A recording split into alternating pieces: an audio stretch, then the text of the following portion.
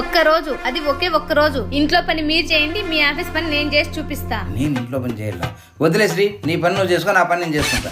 ఏ ఇంట్లో పని అనగానే భయం వేసిందా? ఇంట్లో పనిని తేలిగ్గా తీసేయకండి, చేస్తే తెలుస్తుంది ఎంత కష్టమో. ఊరికి అలా అన్నాలే శ్రీ, ఏమనుకోకు. లేదు, ఆల్రెడీ డిసైడ్ అయిపోయా. ఇంట్లో పనులన్నీ చక్కబెట్టి నేను కూడా ఏదైనా జాబ్ చేసి ఆడోళ్ళు మీకంటే గొప్పోళ్ళని నిరూపిస్తా. సర్లే శ్రీ, మంచి నిర్ణయమే తీసుకున్నావు. నాకు కూడా వెళ్ళిపోతుంది. పైగా మనకి ఇద్దరు కూతురు కదా. సరే. ఓయమ్మ స్వామి. A few moments later. సమయానికి ఏం జాబ్ చేయాలో కూడా అర్థం కావడం లేదే. ఆలోచించు విద్య, ఆలోచించు. ఏదైనా మంచి ఒక ఐడియా ఆలోచించు. ఏముందబ్బా, గుర్తొచ్చింది.